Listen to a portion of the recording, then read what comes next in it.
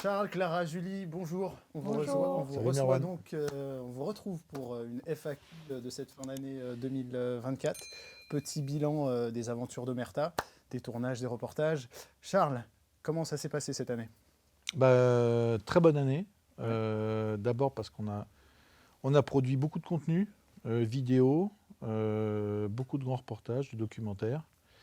Le dernier, c'est le reportage réalisé à Koursk par Aïcha Missi et Abdullah Djedia, qui est vraiment excellent, qui a beaucoup plu. On en a mis une version courte de 20 minutes sur YouTube.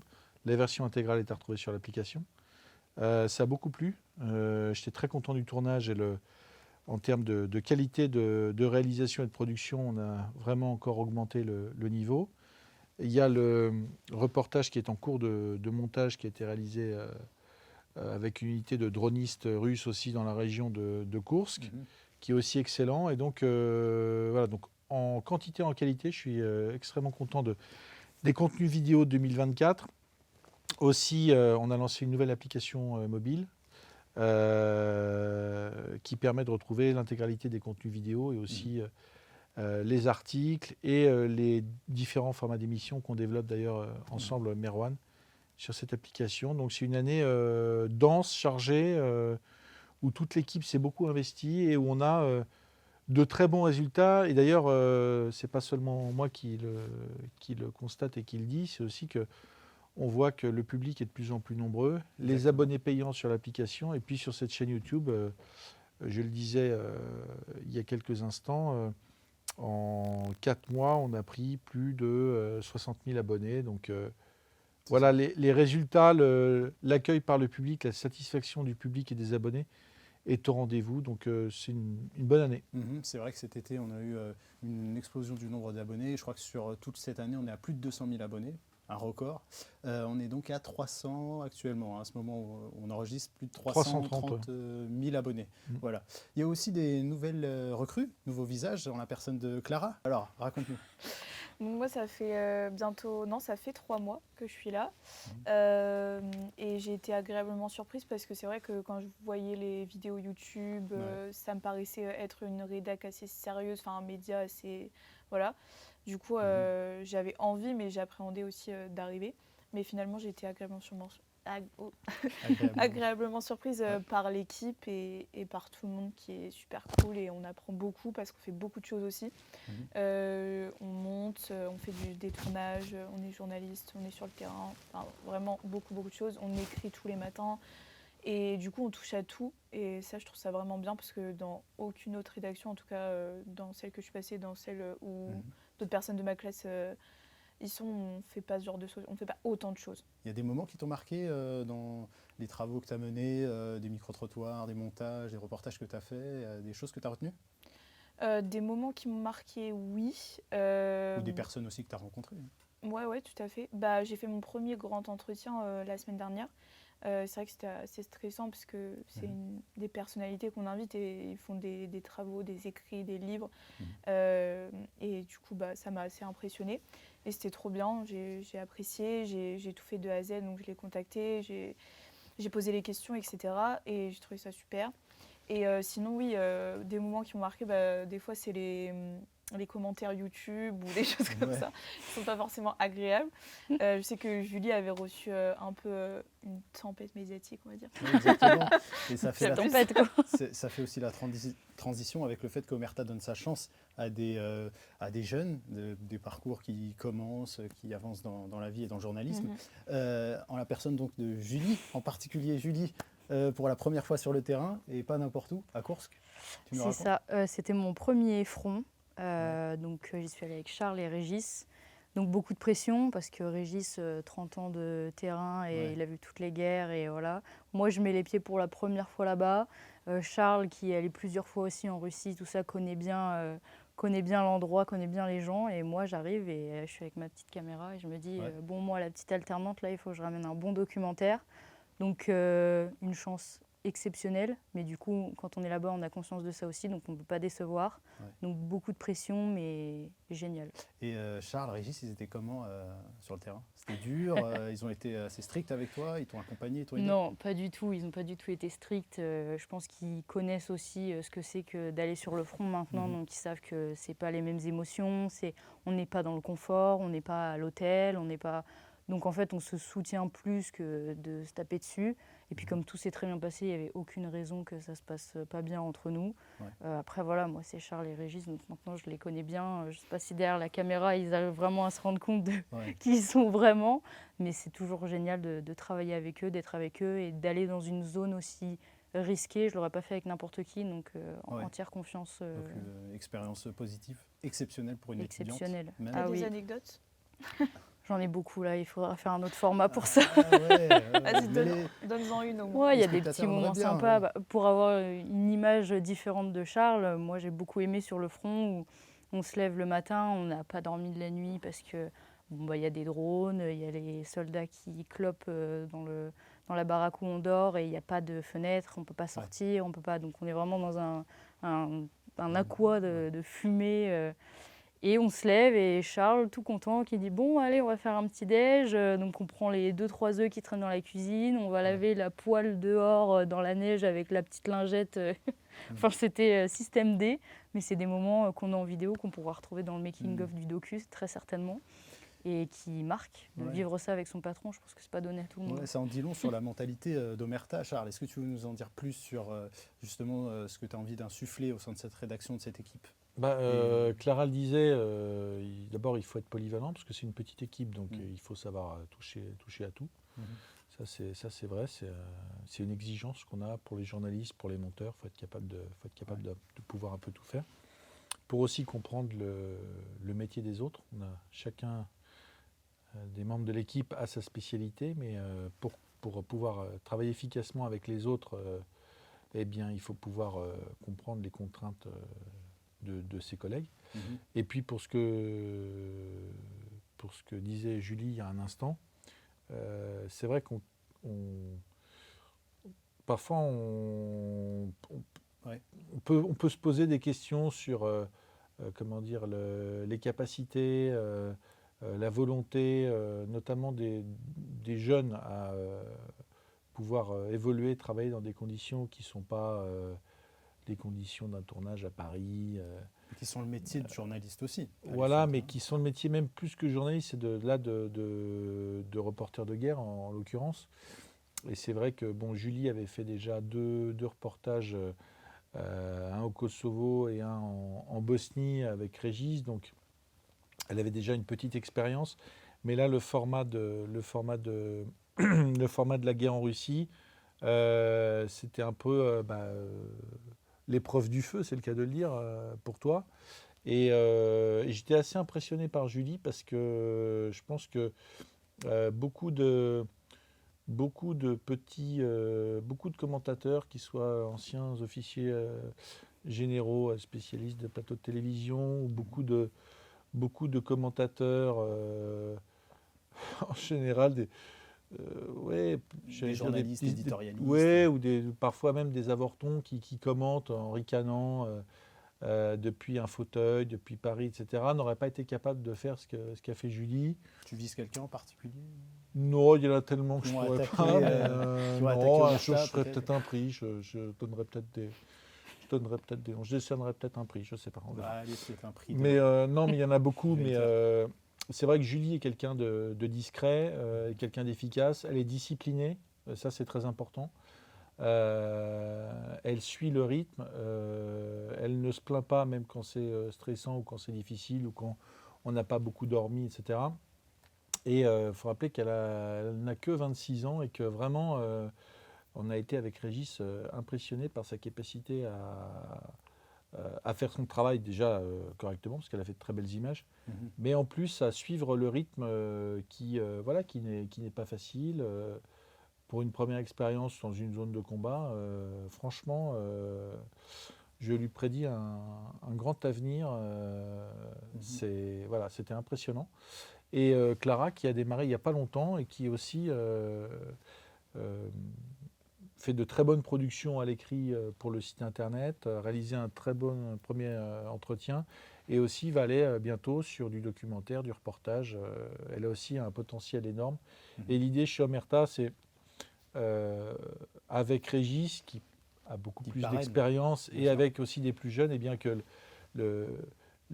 chacun apporte son dynamisme, son expérience, et puis qu'avec des profils différents et toujours avec une petite équipe, on puisse faire des productions qui sont introuvables avec cette petite patine Omerta, c'est-à-dire qu'on va vraiment sur des sujets ou dans des endroits qui comment dire... des endroits où d'autres médias se contentent de commenter, de survoler. Exactement, ou qui peuvent coûter cher et donc que les autres ne souhaitent pas traiter. Bien sûr. Et on a plus affaire finalement à du journalisme de bureau, de journalisme enfermé, que ce qu'essaye de mettre en place Omerta, qui est du journalisme de terrain. Oui, c'est-à-dire qu'il y a un côté dans les médias mainstream ou des médias Internet qui commentent systématiquement ce qui se passe. Il y a cet exemple de la guerre en Ukraine, mais il y en a d'autres aussi. Là, en ce moment, on a deux membres de l'équipe qui sont en Syrie en immersion avec le HTS. Quand on passe son temps à commenter et à dire Yaka Faucon depuis un fauteuil, qu'on soit sur Internet ou sur une chaîne mainstream, il y a un côté un peu indécent et même un peu obscène. Je trouve qu'on peut tout à fait commenter, analyser les choses depuis un fauteuil, mais il faut de temps en temps, qu'on soit journaliste ou analyste d'ailleurs, eh bien, se confronter aux réalités, aller sur le terrain. Et il faut dire aussi, parce que j'ai fait un peu le test et je commence à bien connaître ce milieu, que je l'ai dit, beaucoup n'auraient pas franchi le pas et ne seraient pas allés là où Julie est allée. Bien sûr. Et donc... Et d'ailleurs, ça lui a valu pas mal de critiques aussi. Julie a été interpellée sur YouTube, sur Twitter, sur les réseaux. Oui, Twitter, pas mal. Ouais. Mais en fait, j'ai fait mon premier passage en radio avec Régis, en revenant du front, pour raconter juste mon expérience d'alternante à mon petit niveau, en fait, comment j'ai vécu ça, qu'est-ce que j'ai vu là-bas. Et moi, j'ai vraiment raconté ce que j'ai vécu là-bas. Et ça, déjà, ça n'a pas plu. Le lendemain, je me suis réveillée, il y avait ma tête partout sur Twitter. Je me suis dit, qu'est-ce qui se passe? J'ai juste raconté mon expérience. Et en fait, même ça n'a pas plu. On m'a déjà accusé de pro-russe, de faire de la propagande. Enfin, moi, j'ai aucun intérêt à faire ça. J'ai juste raconté mon expérience d'alternante sur le terrain et ça a déplu à pas mal de monde. Finalement, ça déplaît quand on fait son travail de journaliste. Apparemment. Quand on est jeune et qu'on est investi, comme vous deux. Et ça m'amène à la question donc, des critiques qu'on a eues, l'épisode aussi Nicolas Tanzer. Il y a eu de nombreuses critiques aussi qui ont été faites à Omerta sur le fait que Omerta soit un média pro-russe. Comment expliquer ces critiques-là, Charles? Et Clara et Julie aussi. En fait, ce qui déplaît, c'est que Nicolas Tanzer, ça s'est concentré essentiellement sur le fait qu'on couvre la guerre russo-ukrainienne côté russe. Donc pour lui, qui est qui a des relations très étroites avec des instituts, des think tanks américains, qui est proche de la politique américaine, en particulier du mouvement démocrate, qui le relaie, etc. C'est totalement insupportable. Alors que si on regarde le contenu de nos reportages sur le terrain, journalistiquement, il n'y a absolument rien à redire. On n'a jamais été attaqué sur le contenu de nos productions. Simplement, quand vous avez en face des propagandistes ou des gens qui peuvent même être des agents d'influence de puissances étrangères, comme les États-Unis, eh bien c'est totalement insupportable. Bon, je pense qu'aussi il y a un côté pathologique avec des gens dont on peut parfois remettre en cause un peu la partialité. La partialité et puis peut-être même aussi l'état, la stabilité psychologique et parfois aussi le comportement. Alors, on a souvent affaire à des hystériques, à des relations émotionnelles, à des critiques qui versent soit dans la vulgarité, soit dans l'attaque ad hominem, soit dans le mensonge, soit dans la diffamation. Bon, c'est difficile je ne suis pas psychiatre, nous on fait notre travail de production et de journalisme, on est là pour montrer la réalité des choses. 99% des gens qui regardent nos productions, quel que soit leur parti pris, si elles en ont un, apprécient le contenu et félicitent les journalistes parce que les images qui sont ramenées ne sont ne peuvent être vus nulle part ailleurs. Et puis vous avez un tout petit pourcentage de propagandistes, de trolls, d'agents d'influence, et qui là, avec malhonnêteté, critique, insulte, voilà. Bon, ça fait partie du jeu, il faut l'accepter.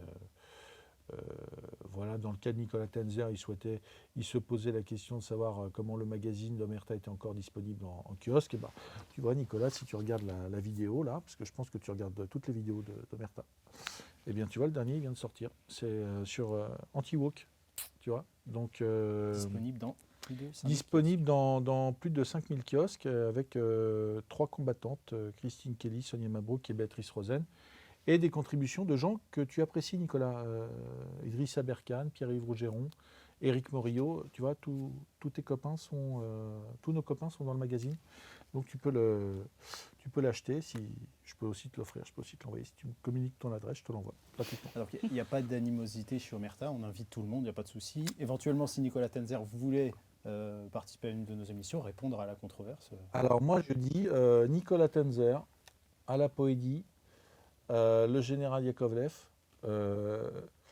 tous les intervenants des plateaux d'LCI sur la guerre en Ukraine sont les bienvenus chez Omerta. On en a invité certains qui ont refusé. C'est pas grave, je relance l'invitation, vous êtes les bienvenus. Vous voyez, vous pouvez prendre place dans les fauteuils et on discutera, on pourra faire des débats intéressants. Voilà. Donc pas de sectarisme chez Omerta, on invite tout le monde. Jamais, on invite tout le monde et on a tout le monde dans nos rédactions, on a tous les points de vue, c'est ça qui est intéressant. Les filles, vous n'avez pas subi de pression, vous, de niveau personnel ou en dehors du média, de dire je pense que peut-être pas de nos familles, mais certaines personnes ou sur les réseaux sociaux, on nous pose la question pourquoi être en alternance dans un média du coup qui se traîne entre guillemets des casseroles pro-russes. Et moi, je trouve ça intéressant de leur répondre que finalement, on est journaliste et du coup, on fait notre travail. Est-ce que vous, en interne, peut-être les gens se posent la question, est-ce qu'on vous met la pression en interne à vous dire vous faites ça, vous parlez ça comme ça, Moi, je sais qu'on m'a déjà posé la question, est-ce que c'est toi qui choisis tes sujets et tout. Moi, personnellement, ça fait 3 mois que je suis là et c'est moi qui choisis mes sujets. J'ai écrit dans le magazine, j'ai proposé des sujets, on m'a jamais dit non, donc jusqu'à là, voilà. Et on peut évidemment nous dire non si c'est pas intéressant. Comme dans n'importe quelle rédaction finalement, où on fait des choix. Finalement. Et pour moi, c'est pas parce que l'Europe a choisi un côté pro-Ukraine qu'on ne doit pas aller sur le terrain et qu'on ne doit pas représenter aussi la Russie. Comme le disait tout à l'heure Charles, on ne nous donne pas forcément aussi l'opportunité d'aller là-bas. Donc on prend ce qu'il y a et on montre la réalité du terrain comme Julie l'a fait il n'y a pas longtemps et on est tous fiers d'elle. C'est peut-être l'un des seuls médias aussi qui donne ces opportunités-là à de jeunes étudiants de pouvoir se saisir des sujets du début à la fin. En interne, vous faites du montage, vous faites tout. Vous faites tout du début à la fin. Oui, on fait tout. Comme disait Clara, on touche à tout. Moi, ça fait un peu plus d'1 an que je suis là maintenant. Je ne pensais pas qu'en 1 an, j'aurais appris autant de choses. Et je pense que si j'avais été dans un média plus reconnu, j'aurais été une goutte d'eau comme ça dans la rédaction et j'aurais pas appris autant de choses.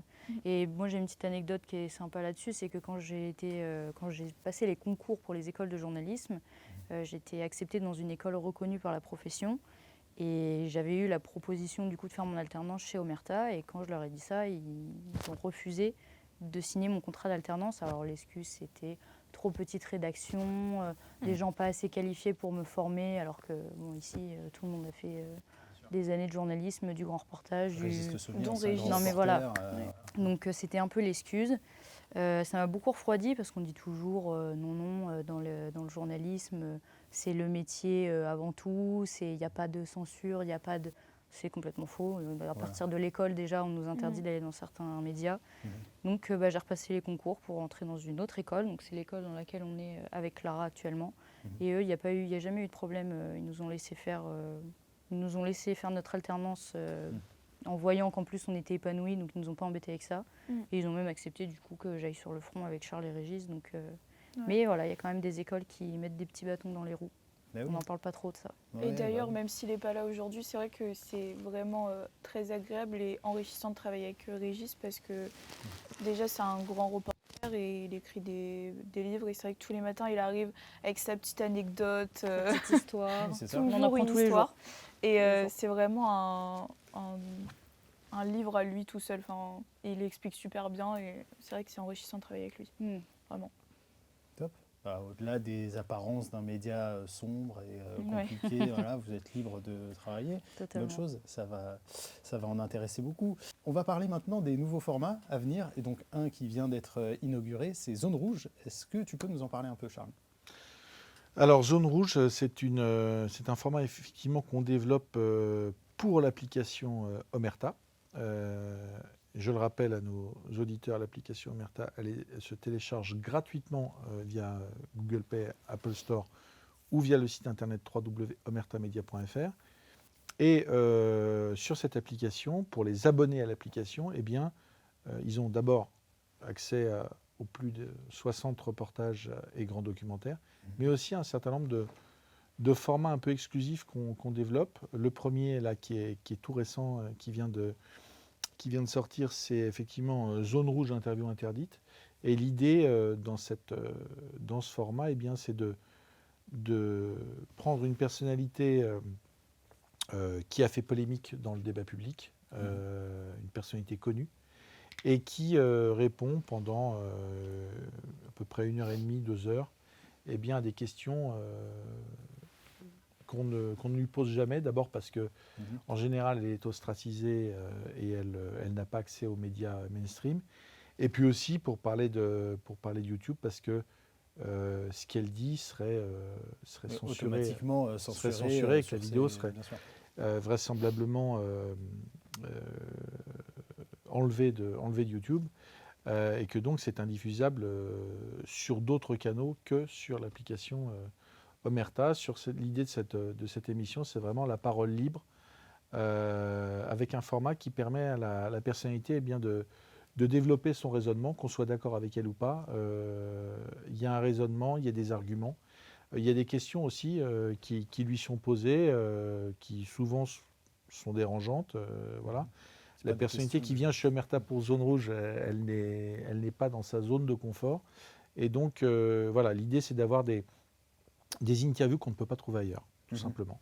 Et c'est réservé en intégralité, en exclusivité, en avant-première aux abonnés de l'application. Et on met effectivement un extrait de l'interview sur YouTube, en accès libre. Donc accéder à ce contenu sur le site internet ou l'application, soutenez-nous. Exactement, voilà. L'idée de l'application, c'est vraiment de donner aux gens qui font le pas et qui s'abonnent l'accès à tout ce qui n'est pas diffusable en gratuit sur YouTube, que ce soit les grands reportages ou des formats d'interviews, d'entretien, d'autres productions, les articles, etc. Voilà. Vous préparez aussi un format d'émission de débat. Exactement.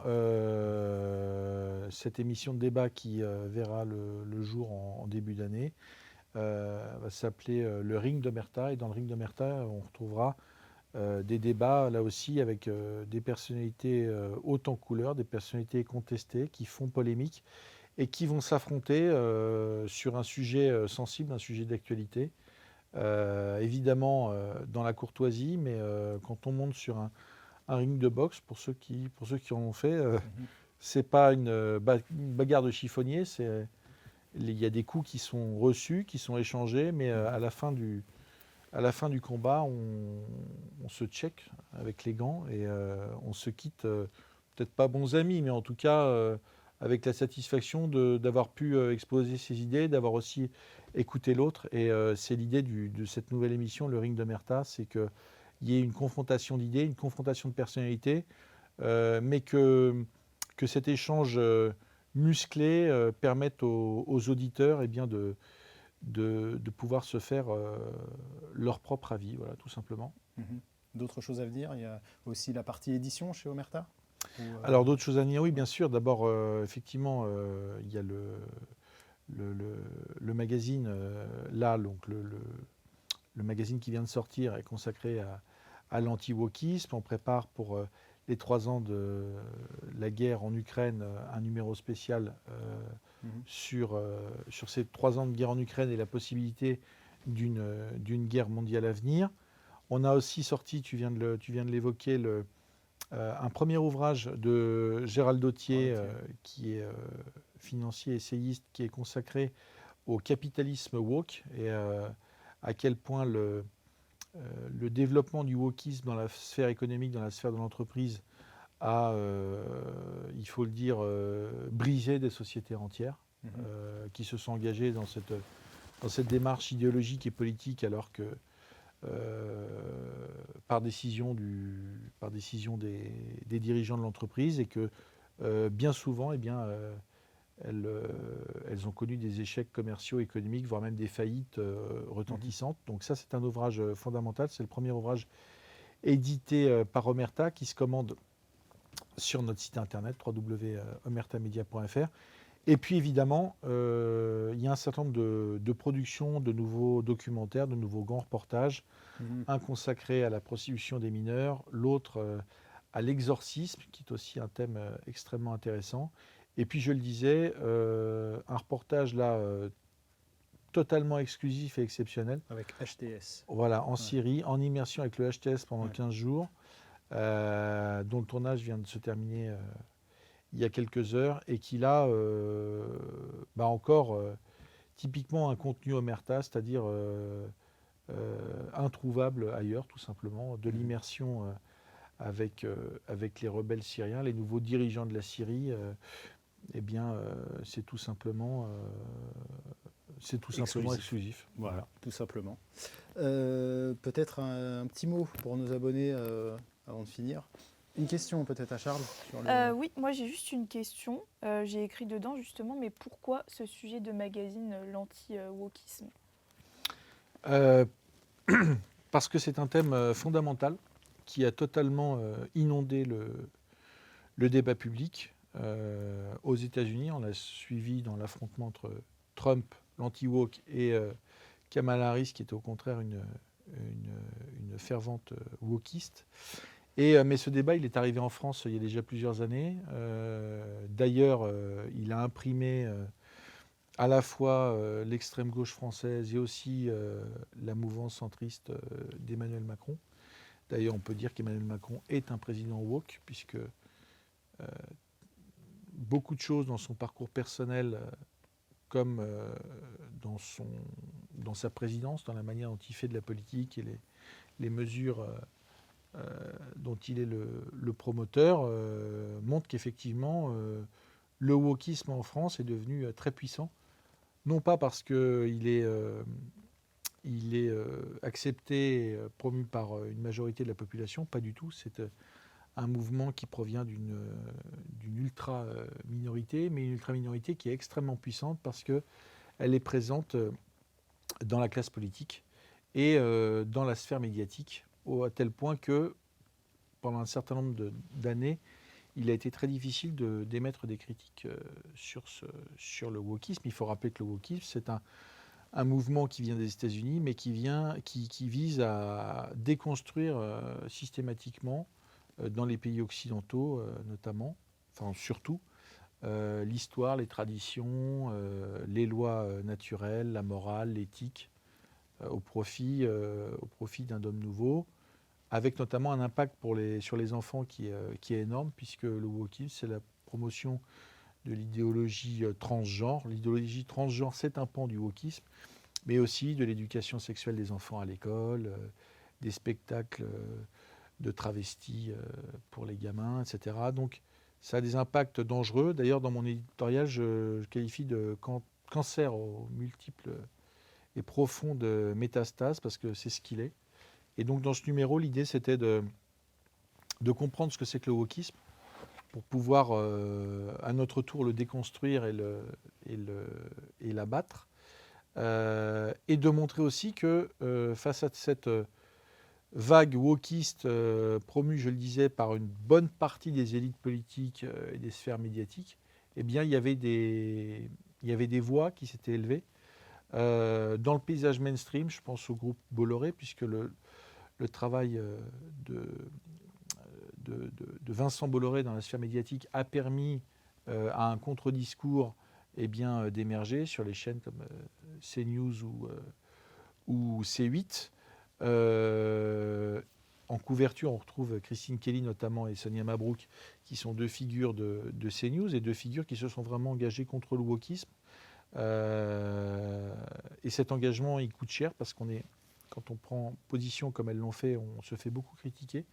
Ce sont donc vraiment des combattantes courageuses et qui peuvent vraiment servir d'exemple pour le combat qu'elles continuent à mener. Et puis aussi, cette nouvelle sphère, je dirais, des médias Internet, des médias alternatifs, qui aussi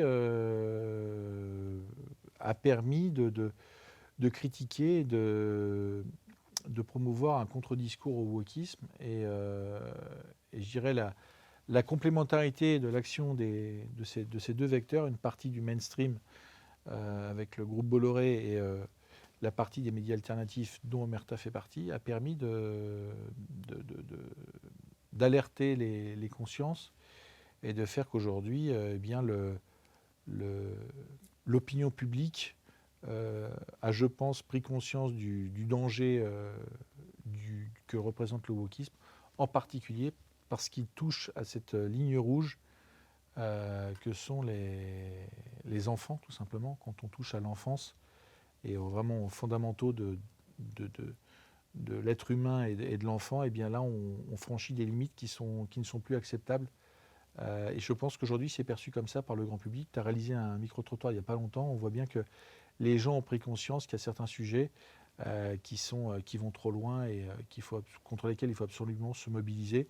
Donc ce magazine, c'est pour la première fois une analyse, une critique sans concession du wokisme, mais aussi la proposition d'alternatives et de contre-modèles au danger que représente le wokisme.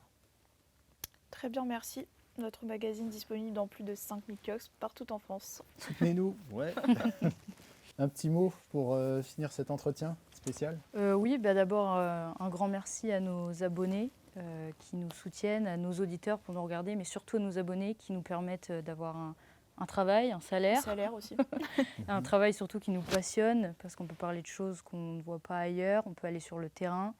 Donc voilà, je voulais d'abord vous remercier, remercier mes collègues avec qui je travaille tous les jours. C'est un vrai plaisir de travailler ici. Ceux qu'on ne voit pas non plus, les rédacteurs en chef, Aïcha, Régis, qu'on voit de temps en temps, mais pas toujours. Ceux qu'on voit encore moins, les monteurs.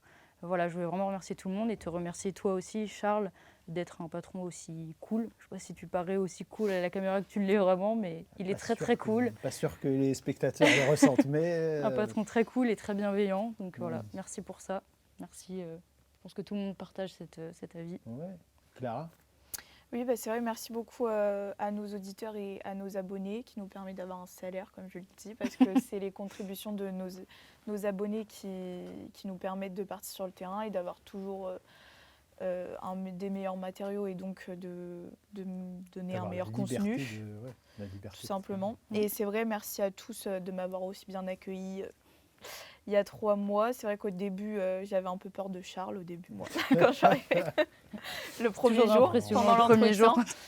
Mais en fait, c'est vrai qu'il est super cool comme patron et qui nous donne l'opportunité de faire vraiment plein de choses. Donc ça, c'est super. Donc merci. Merci à tout le monde.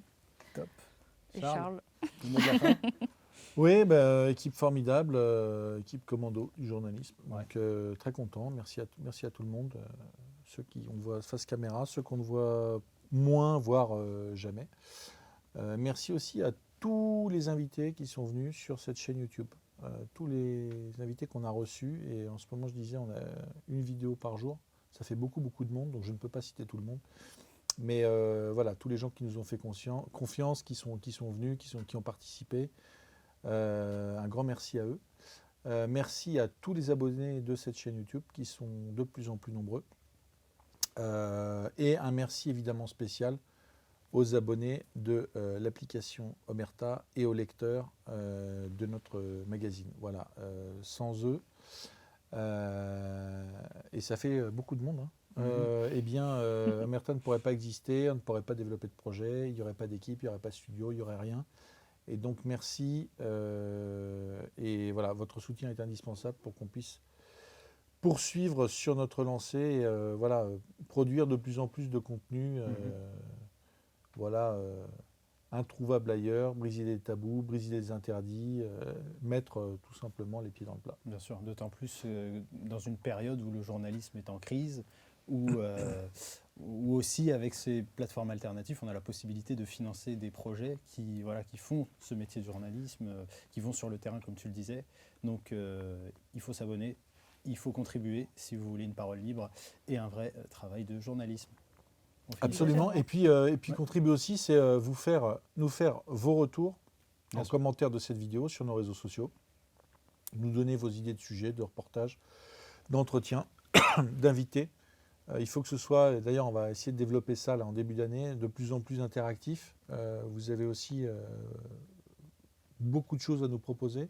On ne pourra pas tout traiter, mais il y a certainement vous avez certainement d'excellentes idées, donc n'hésitez pas vraiment à nous faire vos retours, à commenter, nous envoyer des mails, parce que c'est très utile, ça nous aidera aussi à progresser, à faire progresser la qualité et la quantité de nos contenus. Voilà. Donc n'hésitez pas, c'est vraiment très important. Le message est passé. Merci à vous. Merci à toi Marwan.